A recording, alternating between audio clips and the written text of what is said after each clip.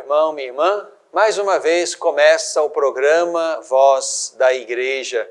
Obrigado por você estar aí nos assistindo, nos ouvindo, participando deste belo momento em que damos visibilidade à nossa fé cristã católica. Vamos beber da fonte bendita da Sagrada Escritura, a fim de que assim possamos mergulhar o mistério de Deus, o mistério do Deus uno e trino, como celebramos neste final de semana. Se você tem por perto a sua Bíblia, tome a sua Bíblia, vamos ler o Evangelho de João, capítulo 3, versículos 16 a 18. Este é o texto do Evangelho deste domingo da Santíssima Trindade. De tal modo Deus amou o mundo que deu o seu Filho unigênito, para que todo o que nele crer não morra, mas tenha a vida eterna. Pois Deus enviou o seu Filho ao mundo não para condenar o mundo, mas para que o mundo seja salvo por meio dele. Quem nele crê não é julgado, mas quem não crê já está julgado, porque não creu no nome do Filho unigênito de Deus. Meu irmão, minha irmã, estamos aqui exatamente naquele belo contexto de um diálogo entre Jesus e um fariseu chamado Nicodemos. Aqui Jesus, num belo diálogo com este homem, temente também a ele, e que já enxergava em Jesus traços da presença do Cristo, do Messias de Deus na história.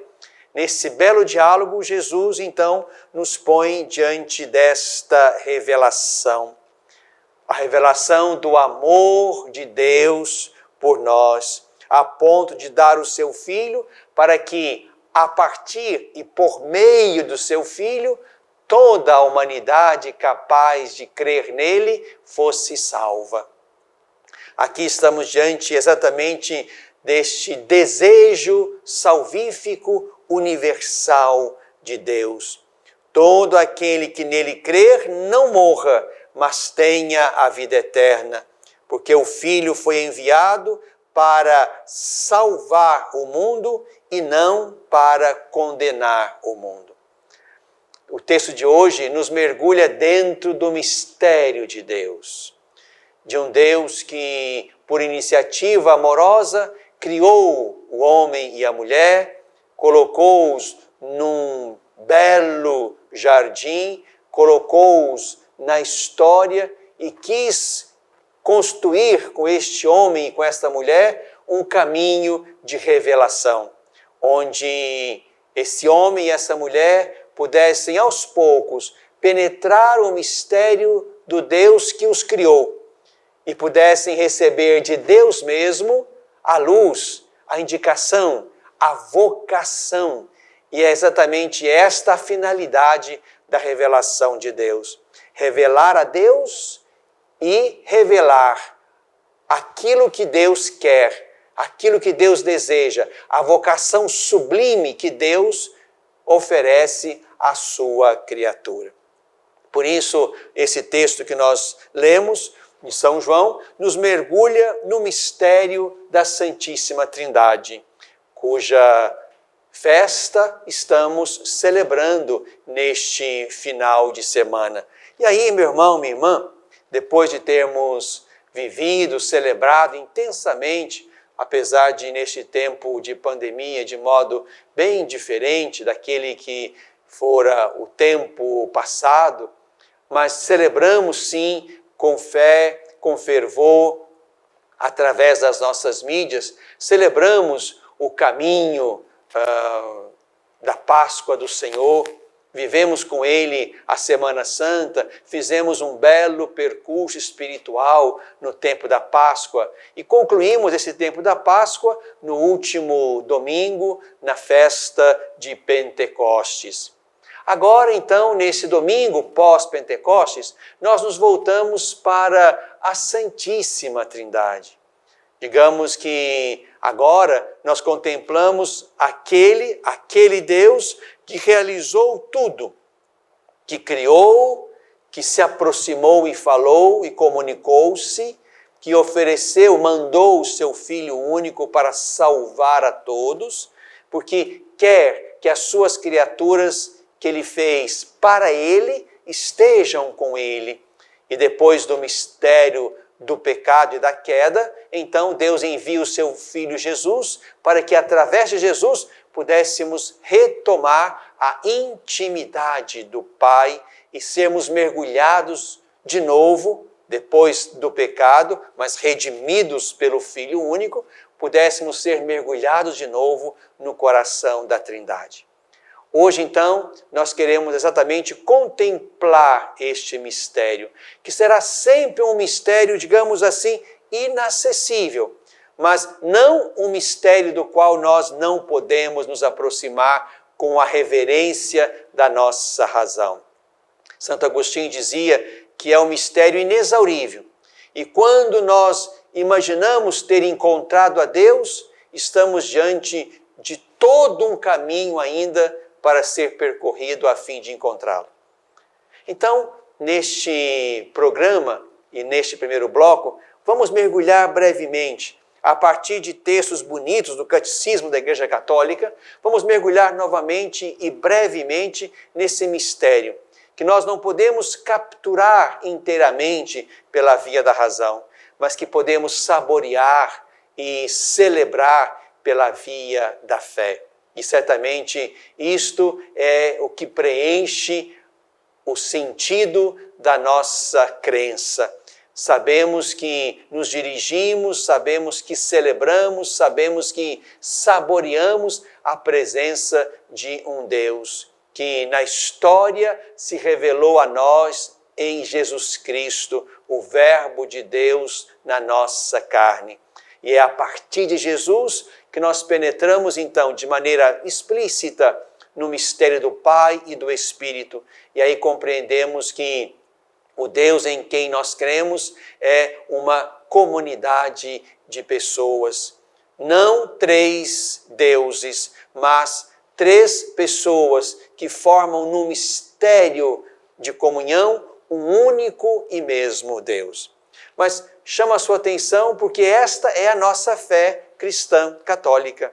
Não é? O Catecismo diz que os cristãos são batizados em nome do Pai, do Filho e do Espírito Santo. E é exatamente em nome do Pai, do Filho e do Espírito, e não nos nomes destes 3, pois só existe um Deus, o Pai Todo-Poderoso, o seu Filho único e o Espírito Santo, a Santíssima Trindade. E o texto continua belamente. O mistério da Santíssima Trindade é o mistério central da fé e da vida cristã. É, portanto, a fonte de todos os outros mistérios da fé. É a luz que ilumina os outros mistérios. É o ensinamento mais fundamental e essencial na hierarquia das verdades de fé. Toda a história da salvação é a história das vias e dos meios do revelar-se do Deus verdadeiro e único, Pai, Filho e Espírito Santo, o qual reconcilia e une a si aqueles que se afastam do pecado. Então percebam aqui elementos, mesmo que breves, mas muito importantes. O mistério da Trindade é o mistério central da vida e da fé cristã. O mistério central. Se Deus não existisse, não haveria criação, não haveria revelação, não haveria encarnação, não haveria salvação, não haveria plenitude. Estamos diante do mistério central da fé e da vida cristã. Esse é o mistério, portanto, que é a fonte e a luz dos outros mistérios que nós já celebramos neste ano litúrgico. A encarnação do Natal, a Páscoa, o dom do Espírito. Tudo isto é mistério da fé. E tudo isso, de fato, foi possível saborear com os olhos da fé, porque Deus é Pai, Filho e Espírito Santo. É Santíssima Trindade, que existindo, quis expandir-se para fora de si e revelar-nos quem é e nos convidar a esta intimidade com Ele.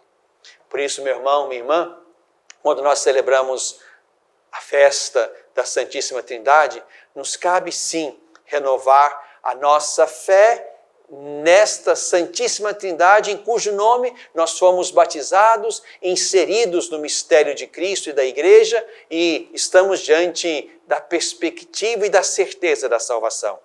Mas também é um momento em que nós nos curvamos reverentes, sem poder saber tudo, e no meio da confusão das palavras acertadas e nem sempre acertadas, nós nos curvarmos reverentes para a adoração e dizer de coração: glória ao Pai, ao Filho e ao Espírito Santo.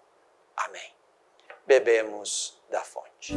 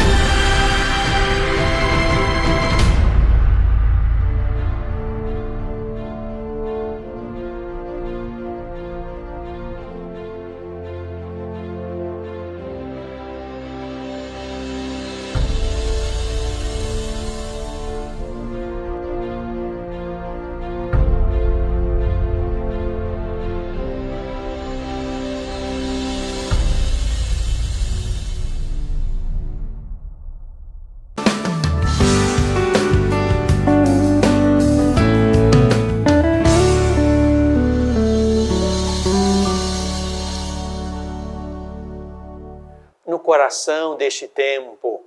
Meu irmão, minha irmã, celebramos neste final de semana a solenidade da Santíssima Trindade, do Deus que existe desde sempre, para sempre, eternamente, e expandiu-se para fora de si e criou, salvou, ofereceu o seu Espírito e assim reúne dentro do seu mistério a sua criatura humana. Isso nos alegra o coração. Nós não estamos perdidos. Nós não somos meros elementos de uma criação que começou do nada e caminha para o nada, mas nós estamos dentro de um desígnio de Deus. Deus pôs o nosso princípio e Deus nos reivindica para si e para dentro do seu mistério. Isso o Filho nos revelou sobre o Pai. Isso o Espírito nos faz compreender acerca deste mistério de salvação. Mas dentro desta bela solenidade, quero chamar a sua atenção para algo que passou nessa semana. Talvez tenha até passado despercebidamente, mas precisamos retomar isto como algo bonito e importante no caminho da nossa fé. O Papa Francisco, em 2018, quis que nós concluíssemos o caminho pascal, voltando-nos para a Virgem Santíssima.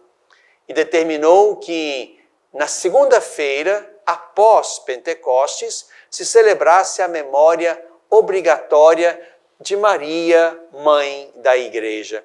Foi assim, portanto, na última segunda-feira.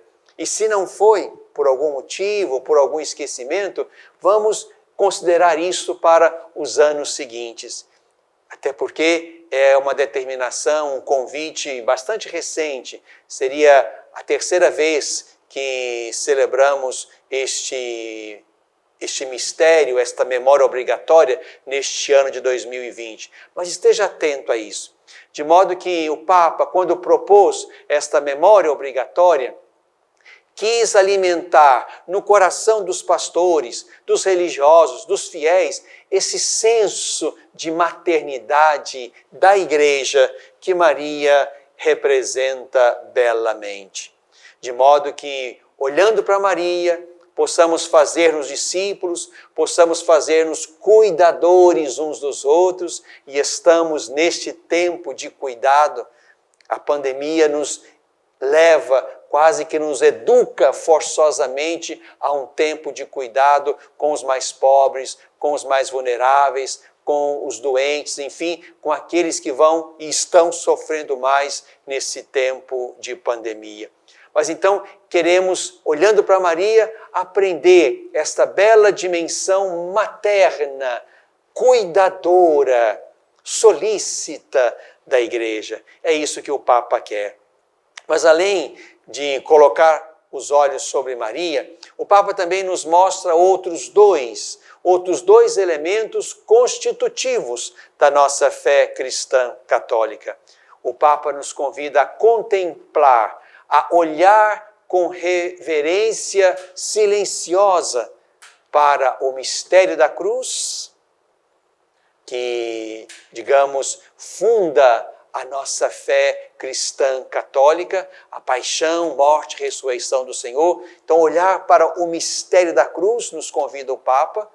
Também o Papa nos convida a contemplar a oblação de Cristo no sacrifício eucarístico, de modo que é a Eucaristia que nós agora, infelizmente, não comemos todos, mas aquelas pequenas assembleias que celebram e transmitem as celebrações, comungam e alimentam o corpo místico do Senhor, mas vai chegar o tempo em que todos comeremos de novo da Santíssima Eucaristia, porque ela é o alimento de que precisamos para a missão, para a fadiga, para o testemunho de cada dia.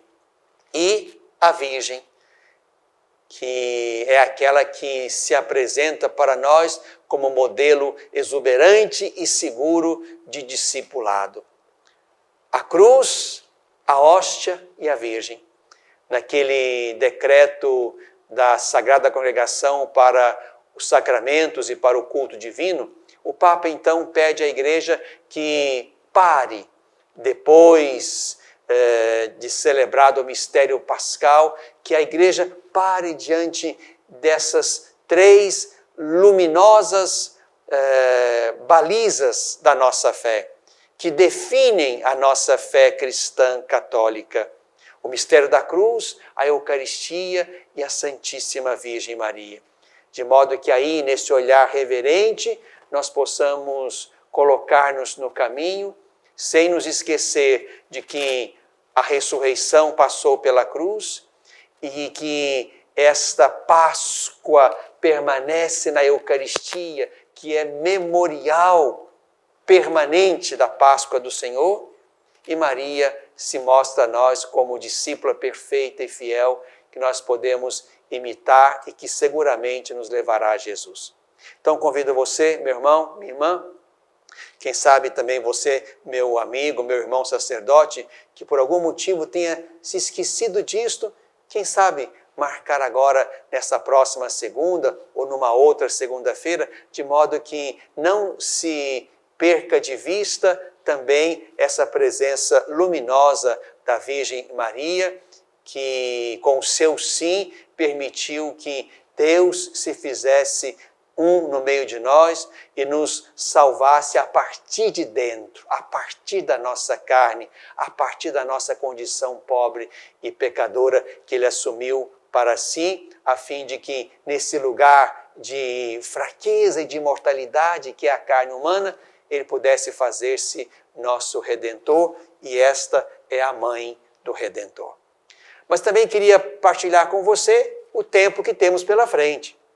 Olhamos para trás e contemplamos Maria e o seu mistério na igreja, e olhamos agora para frente. Terminado o tempo pascal, nós agora retomamos o tempo verde, o tempo comum. A partir da próxima semana, então, já mergulhamos na 9ª semana do tempo comum.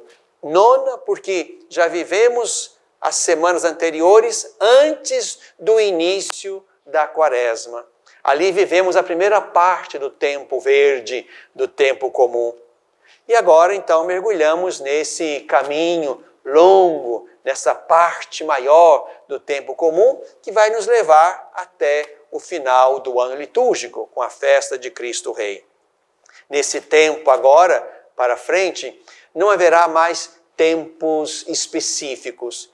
Haverá, sim, as memórias, facultativas e obrigatórias dos santos, da Virgem Maria. Haverá também as festas, as solenidades de Cristo e de Maria. Haverá também semanas temáticas, meses temáticos, mas não haverá, digamos, um outro tempo litúrgico.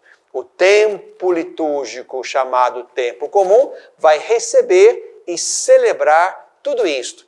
As memórias, as festas, as solenidades, as semanas e meses temáticos. Tudo isso dentro, então, da lógica e da beleza litúrgica do tempo comum. É muito importante nós estarmos cientes desta perspectiva litúrgica, a fim de nós sabermos o que estamos celebrando, em que tempo estamos, qual é a espiritualidade desse tempo.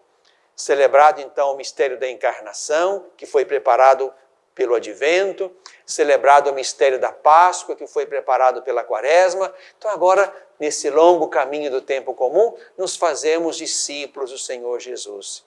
Discípulos que escutam a sua palavra, que querem conformar a sua vida a partir dessa palavra escutada e transformada em decisão, em escolhas, em vida.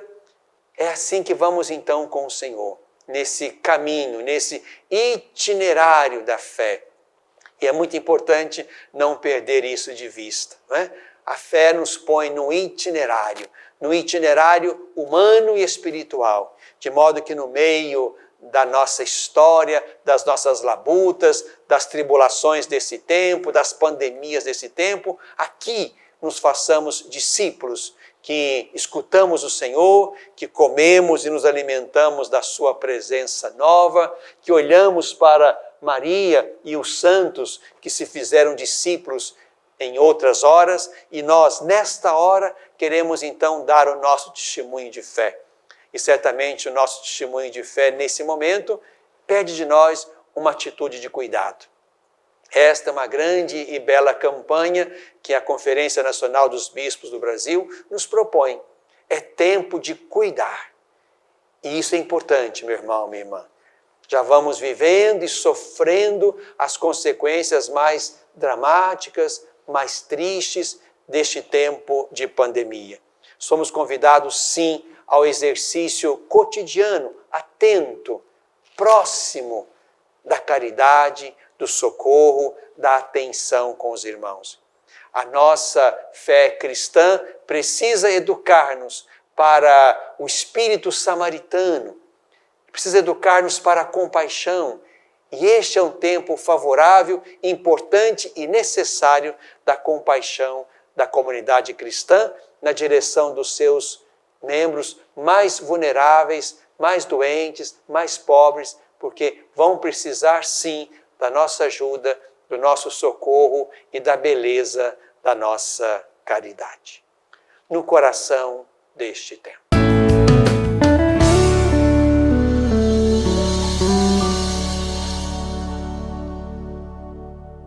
Às vezes, tudo que uma criança precisa para superar uma tempestade em sua vida familiar é encontrar um lar provisório.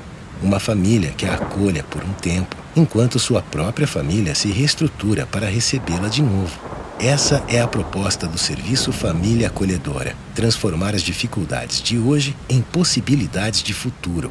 Serviço Família Acolhedora.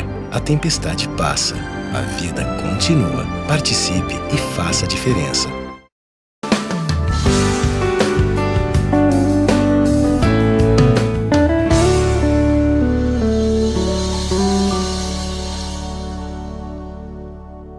Na tradição da igreja, na tradição bela e fecunda da igreja, nos encontramos também com a liturgia, com a festa dos santos.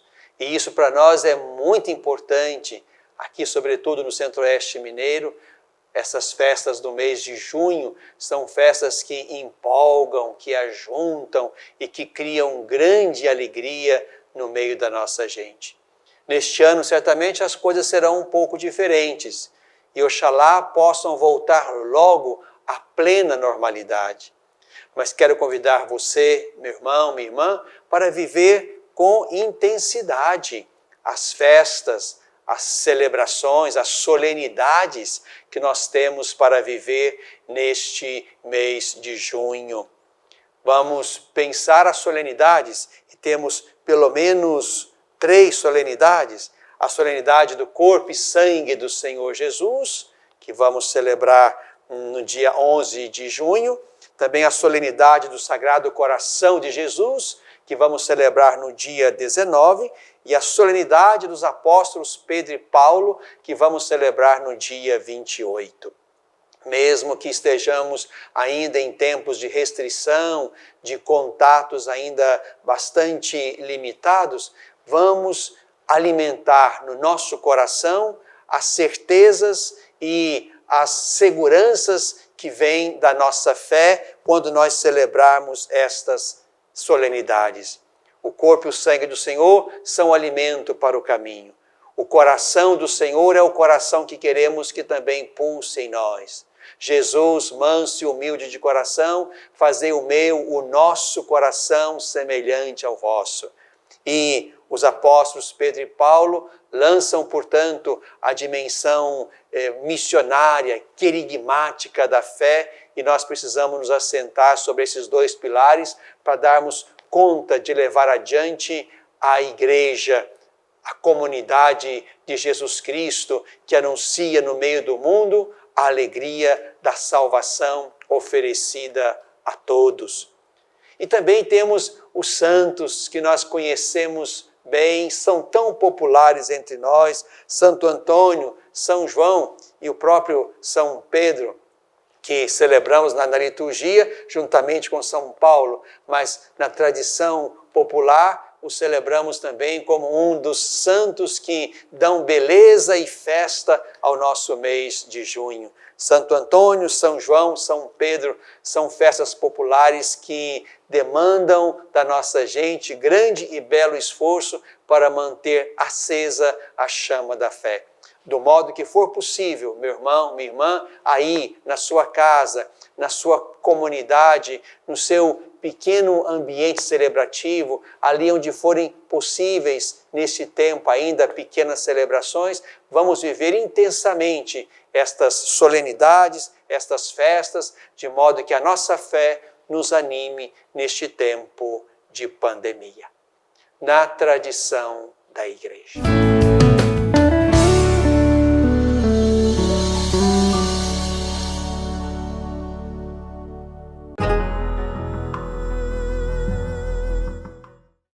Pornografia infanto-juvenil é crime. Todo aquele que produz, vende, publica, divulga de qualquer forma ou até mesmo armazena vídeos ou fotos pornográficas de crianças e adolescentes pratica crime grave e está sujeito a uma pena de até 8 anos. Se você teve contato com esse tipo de material pelas redes sociais, jamais passe adiante. Não divulgue e nem guarde essas imagens criminosas. Denuncie quem publicou ao promotor de justiça ou à polícia. Defender a criança é responsabilidade de todos nós, todos contra a pedofilia.